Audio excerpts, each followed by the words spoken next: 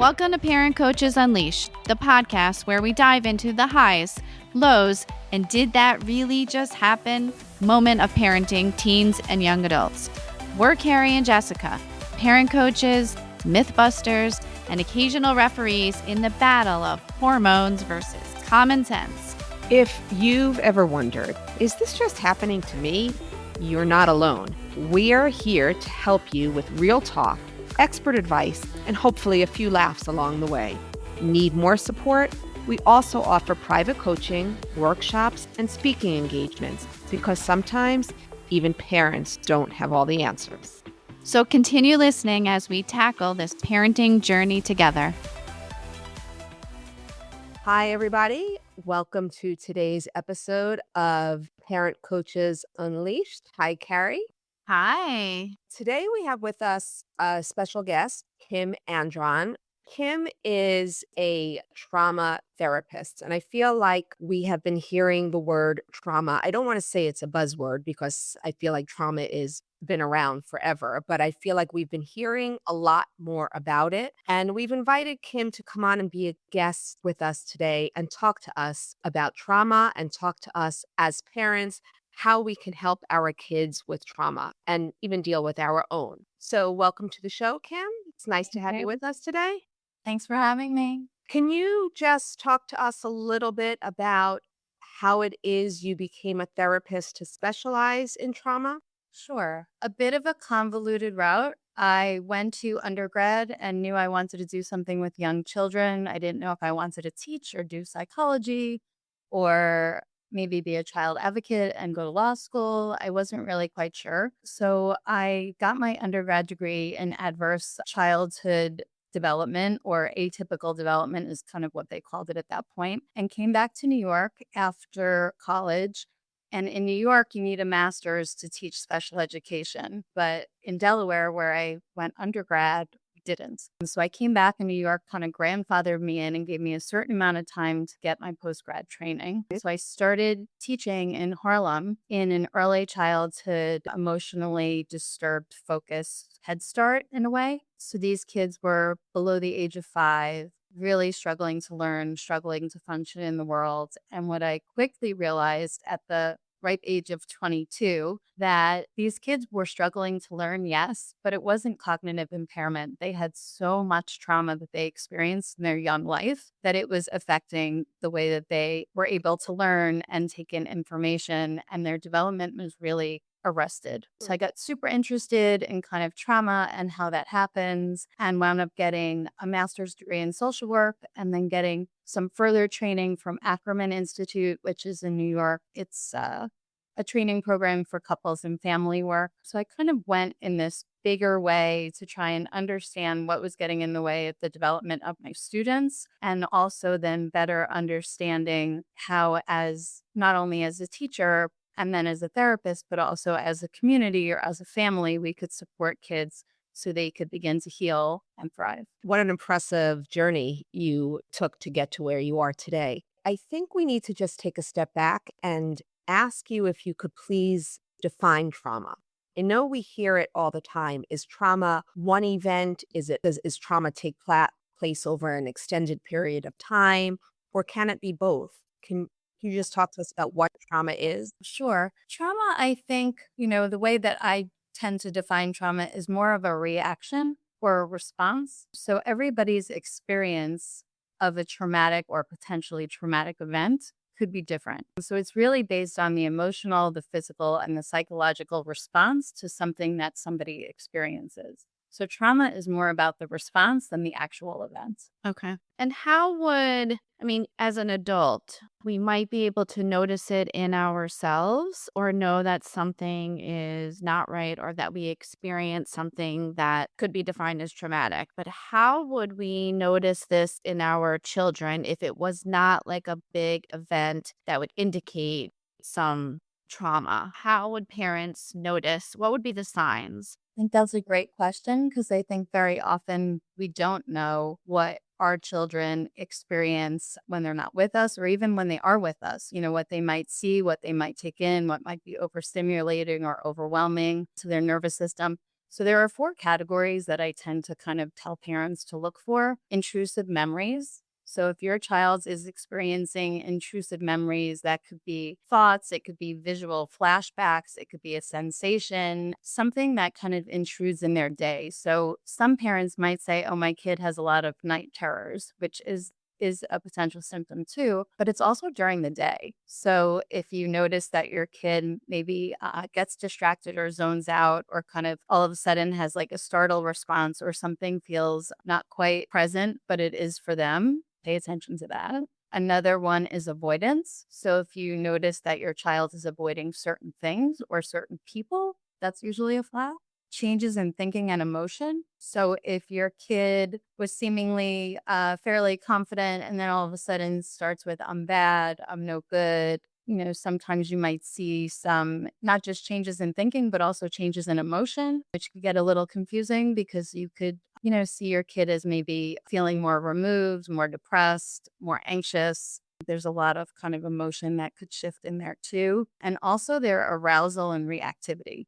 So their startle response. For instance, I work with somebody that was in an accident and now every time that their back is to, the rest of a restaurant, they're constantly feeling like something's going to hit their head, something like that. Their arousal and reactivity to kind of everyday things is very different. Maybe they hear a siren, maybe they hear, some kids that they've experienced trauma early on might hear a heavy footstep and get really startled because somebody had potentially hurt them. So those four categories.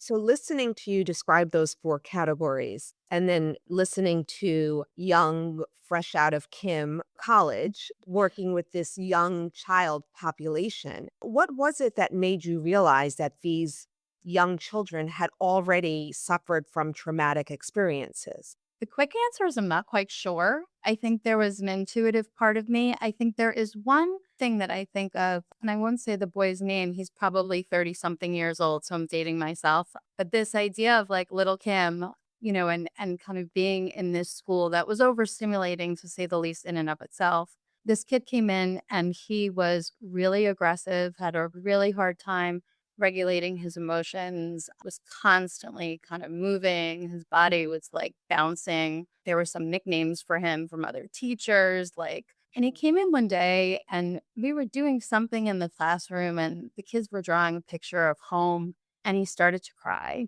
And of course I went over to him and asked him like what was happening for him. And he said, "I'm trying to draw a picture of my dad, and I don't remember what he looks like." A key piece of information that was left out of the intake for this early childhood program was that dad was incarcerated and had been incarcerated since he was about like 2 years old, since this boy was 2 years old. I had him, he must have been like 4 and a half. So I asked him just intuitively, like, if he closed his eyes, if that would help him see his dad. And or if he remembered the last time he was with his dad or an event. And he remembered a Christmas and started telling me about Christmas. And then all of a sudden, like his face lit up and he was like, "I see him. I see him." And it was in that moment that I was like, this kid is not a quote bad kid, right? Which oftentimes when there's been trauma and somebody's acting out in aggressive ways, we typically could label them as bad or disruptive or take your pick of adjectives. And this kid was really suffering. He really had a traumatic loss of his father very early on. I think because it was very early on, there was kind of a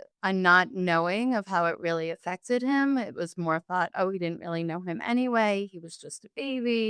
So it was at that moment I really got curious as to kind of not so much like what was wrong with the kids that I was treating here at 4 years old, being in a special ed program, but more curious as to like what happened to these kids. What happened that got in the way of their development? And I think that mindset and that shift really got me curious about trauma and how it impacts brain development and how it could arrest development in general. I think it was basic curiosity. Right. I think you also bring up such an important point for teachers and for people who are dealing with a younger population. You just don't know. You don't know the stories that they're coming with. I guess I'm speaking specifically to teachers here. That's my background as well, and special ed. As a teacher, being in a classroom, we've all had kids that have gotten under our skin, that know how to push our buttons. But if you could just take a pause and realize that they are coming to you with so much more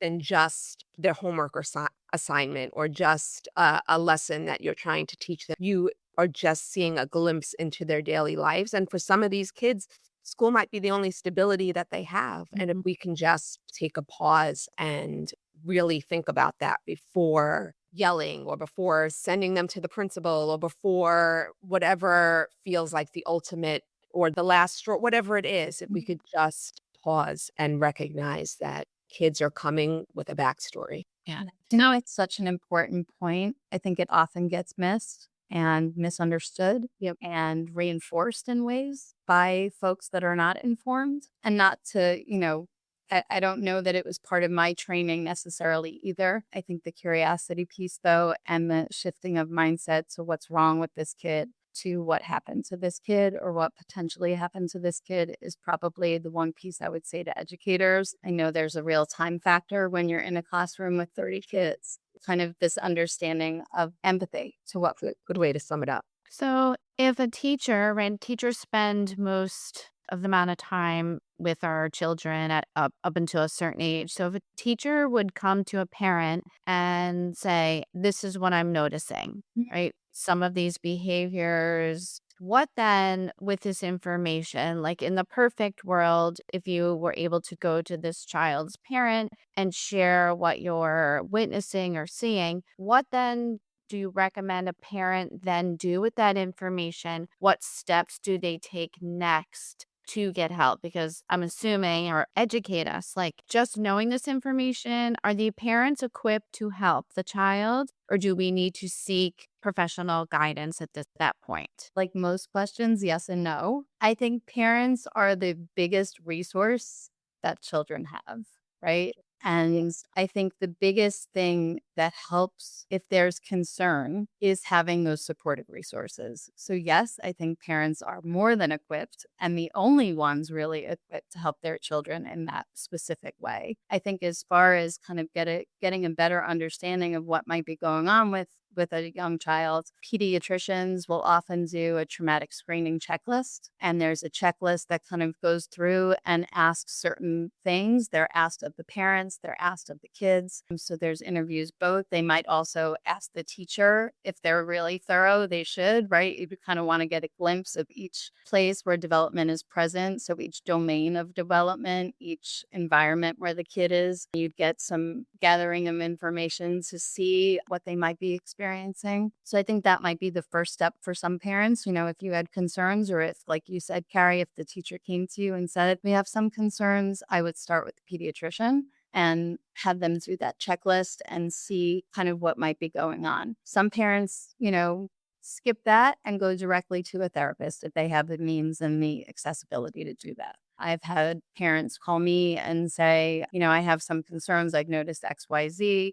I'm not in the business of diagnosing kids. I'm in the business of helping kids or supporting kids and their families. So I think the diagnostic criteria, right? We could look it up and go through the checklist and go through the DSM, the manual, and kind of see what symptoms might be hitting and what diagnostic criteria might be met. But I think really understanding where those symptoms come from is most important. So whether that starts with a pediatrician, whether that starts with a therapist. When I was in graduate school, I actually did see it work. So I was a special ed itinerant teacher. So I would go into regular ed classrooms and help kids that may be struggling. So sometimes see a teacher, if they're in the mix in your school district, might be able to pick that up. If there's somebody in the school that could assess, that would be a great place to start. And I know not every school has that resource. So I think there's a varied way to next go. But I think most important things for parents, I think, to realize is you are the greatest resource, and your support and your validation of your child's experience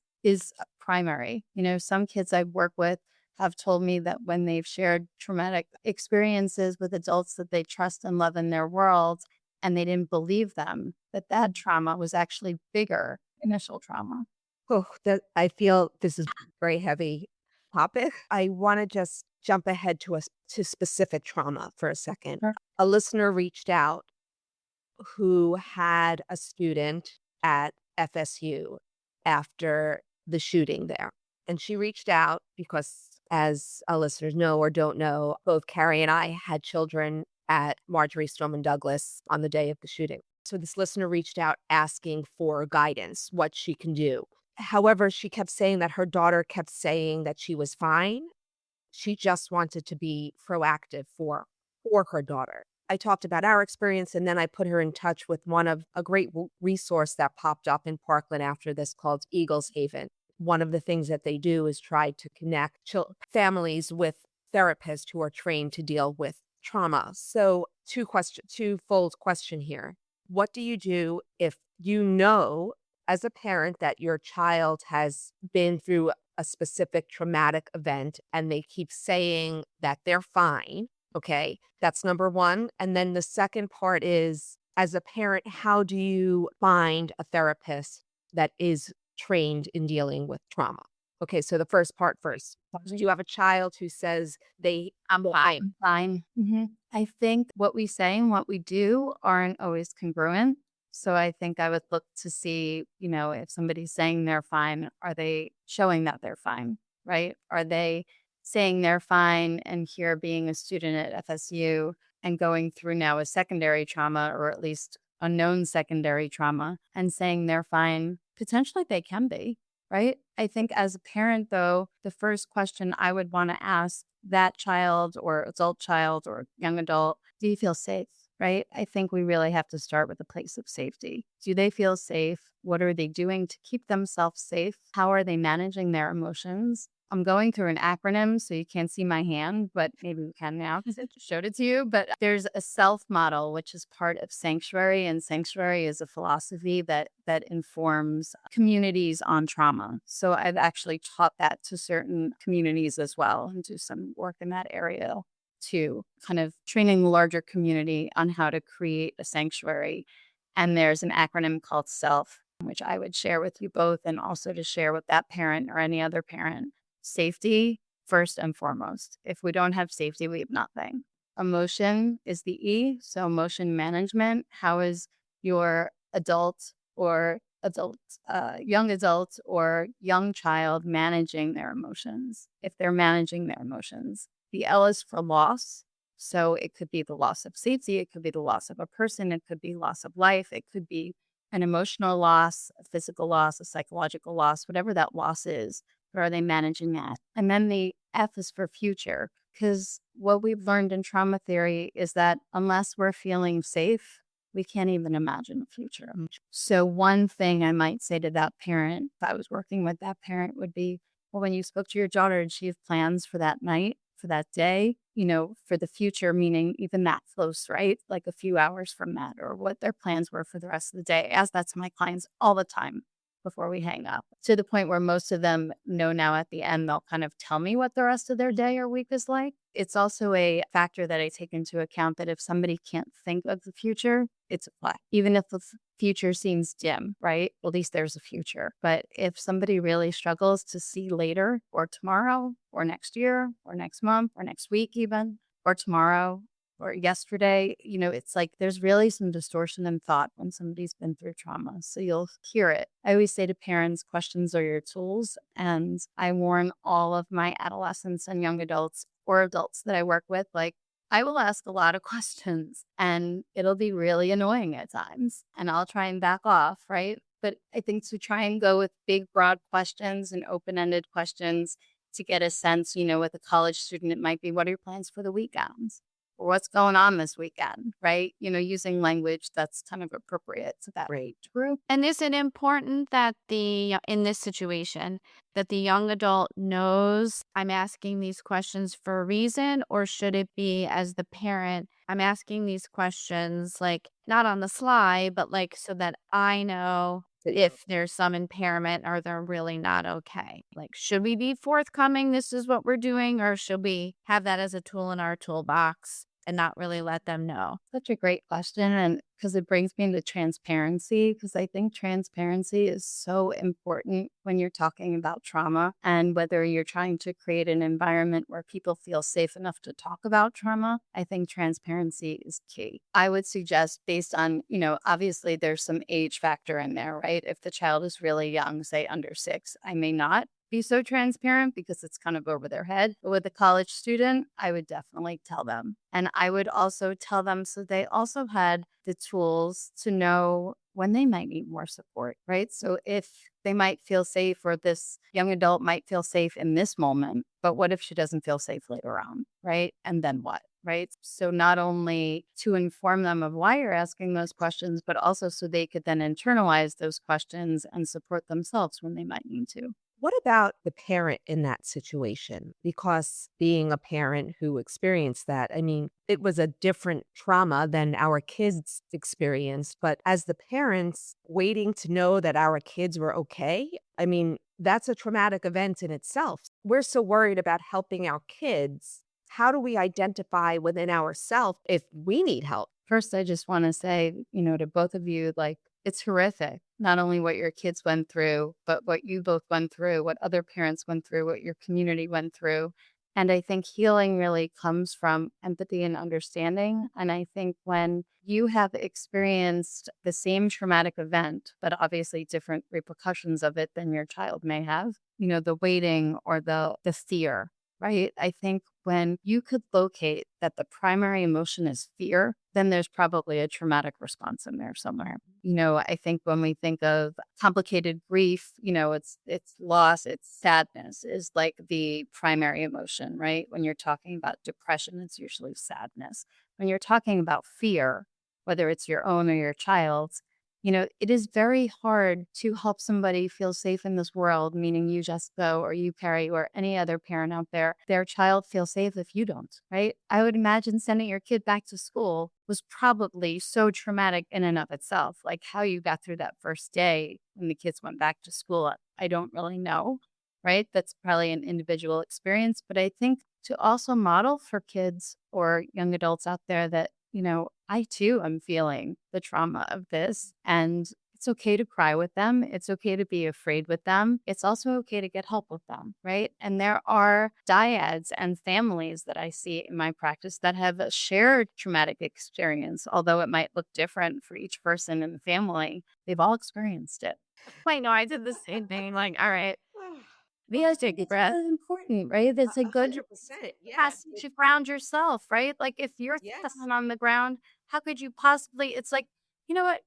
I mean, this sounds so silly, but I'm just gonna say it anyway. That it's like almost reminds me of like the airplane when it's like put your mask on first, Right. right? Yes. Mhm. If your mask isn't on, how could you possibly help your child? You can't. Right. Yep. Nope. And I know that there's a lot of parents that can't have such a hard time thinking of themselves, right? That the child, the young adult is just so strong, the primary thought day in and day out. But eventually we get depleted, right? And for me, I've shared this before on the podcast, like my phone charging next to me at night on my night table created such fear and anxiety. In order to preserve myself and my mental health and my sleep schedule, I had to move it somewhere else. It has to be charging somewhere else so I can get rest and not feel like I am on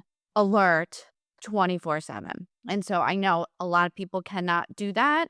They do different things to help themselves. But for me, that was one of the most helpful tools. But it probably took me 4 years after the shooting to be able to do that, and a lot of other traumatic things happening in between. But right, so I understand how difficult it is for parents, but one of the most important things, right, when you're working on yourself and your family at the same time, like it has to happen. It has to happen. And I give you a lot of credit, right? Because you recognize something that was a trigger for you, right? And not everybody, whether it's we're talking about us or younger people, know what those triggers are. So I think when you reach out for help, it really is a matter of recognizing what those triggers are so we could solve for them. There's a big, huge push in trauma theory right now to do exactly what you just talked about, Carrie, is to support resiliency. And how do we help people adapt and cope, right? It's not so much the focus on the trauma itself, but it's in building the resiliency to move forward, right? The way we heal is by integrating whatever our experiences are, recognizing where those, triggers may be, right? For you, you're talking about the phone, right? For some, I know a very dear friend of mine, her daughter was also in the same school with your kids. And, for her, it was Valentine's Day, right? And all the shit that's in the stores months before Valentine's Day. Yeah. And sometimes even hearts, right, would trigger this traumatic response, right? Of that fear, right? So when I say traumatic response, it's fear.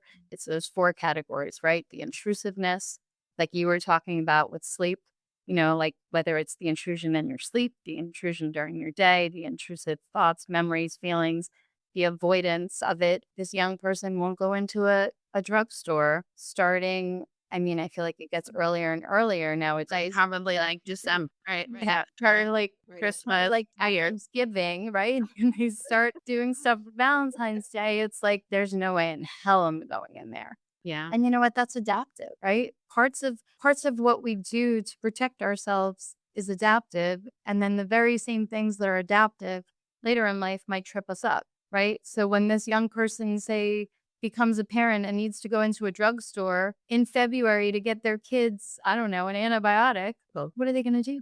Yeah. Right? Like then it's intrusive in a very different way. Right. So I think at times it's adaptive and obviously we allow for those adaptations and what people might need. Like the client, I work with, she always makes sure that her back is against the wall in a restaurant because if something's coming behind her, or the fear that something's coming behind her is too intrusive. So where she can help it, she does. Right. Or where you could help it, you did, Carrie. And but I think to really think of resiliency and how we help people cope and respond to what their needs may be and building that resiliency is a huge part of what parents could support their kids with. Parents need to support themselves with, again, putting your mask on first so you can be present for your kids and reaching out for help if you need it, right? There's no shame in that. It could be a little bit easier. Yeah. Maybe. so then going back to the second part of that question, should we be looking for in a therapist that specializes in trauma? Is that what parents say when looking? Do you specialize in trauma? Are there certain Certain places buzzwords that we send you. Yeah, yes, great question. And thank you for bringing me back. I got so into it. we all did. Yeah, okay. I'm saying about her experience, and that's much more interesting to me. That was so important too. Yeah, and human, right? I mean, we're all Yes. here as humans, right? So with our own experiences. But I do think to get back to that question, when you are reaching out looking for somebody, I think it's really important to ask those questions. What is your training in trauma? For young kids, like I'm trained in trauma art, which I think is really helpful for young kids and even adults, right? I have adults who aren't able to speak of what they experienced, but they could draw. And I'm not an art therapist by any stretch. So art therapy and I'm sorry, what did you call it? So it's not art therapy, it's trauma art. So Trauma art. somebody like I'm not trained in art therapy, but I am trained in trauma art. And those are two separate things, trauma Very, art and very. It's okay. totally a separate training, a separate understanding, and something really important when I bring up, asking if somebody's trained in traumatic art, asking if they're aware of sanctuary. Sanctuary is that philosophy that I was talking about before, this, anchored in the self model that starts with safety. I would ask those kinds of questions. I've done some training with Bessel van der Kolk, who's like the guru of trauma theory. He's out of Massachusetts. He wrote the book, Body Keeps the Score, meaning that like, even if our heads don't remember it, our bodies might. Like that person that was hit by a car might shake on that street. Their body kind of holds it. So I think I would ask, what is their specific training in trauma? And it's okay to ask questions, right? Questions are all of our tools. And I think sometimes folks get intimidated to ask that.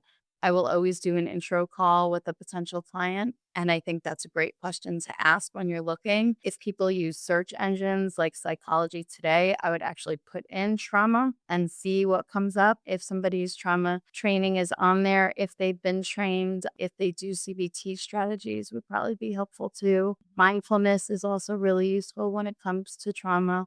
So, specific trauma training, trauma art, and trauma art, just to share with you both and whoever's listening, starts and ends with safety, right? It's a tool that I use in my practice, and sometimes I might use it with other folks' patients, right? So, colleagues of mine who aren't trained in trauma art might be working with somebody who then experiences the trauma and it's not their specialization, but guess what? Trauma happens everywhere, doesn't discriminate, right? So somebody might be working with a client on daily stressors or anxieties, and then all of a sudden this horrible thing happens in their life, or I might call it with young kids I work with, the uh-oh happens. And it would be really important to know if that person feels safe right now, because if that person doesn't feel safe right now, I wouldn't touch the trauma.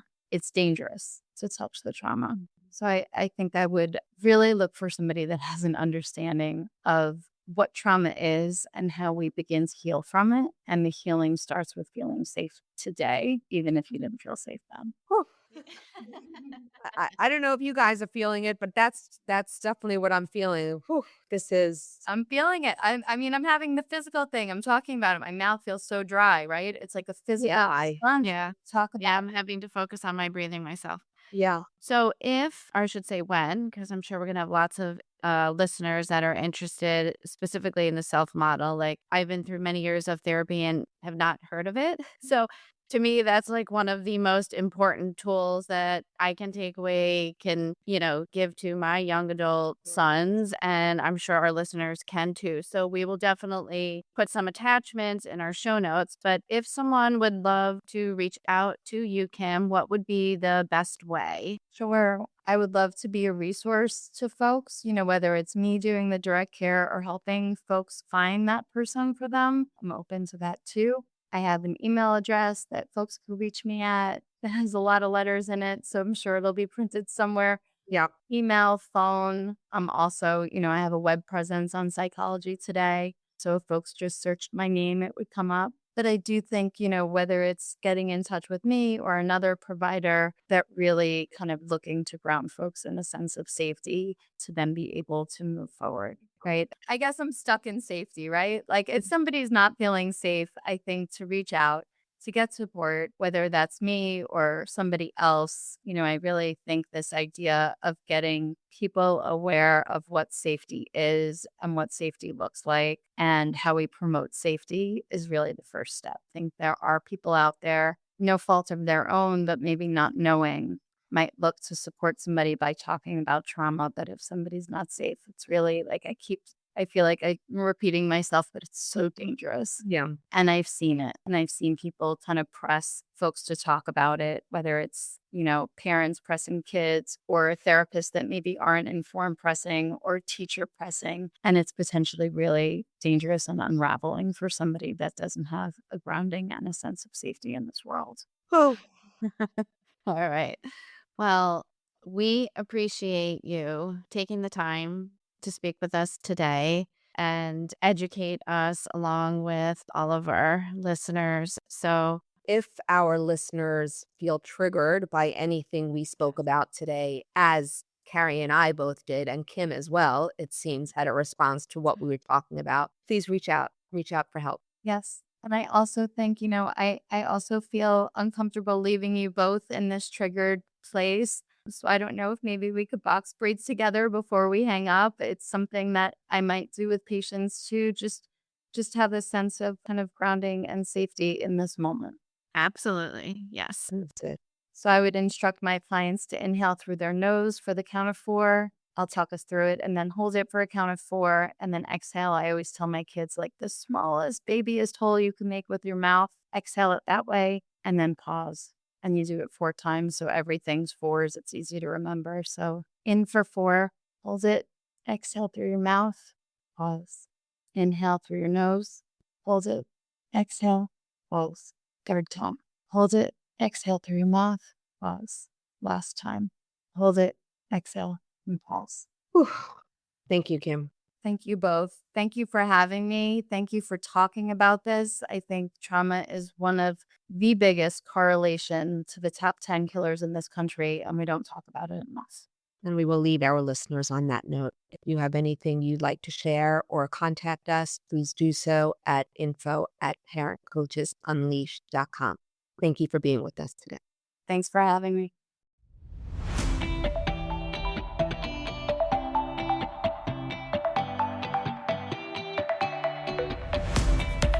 Thank you for listening to this episode of Parent Coaches Unleashed with Carrie and Jessica. Together, we can raise the next generation of independent, capable, and compassionate young adults. We encourage you to send us an email with questions and feedback to info@parentcoachesunleashed.com. Please remember, you are not alone on this parenting journey.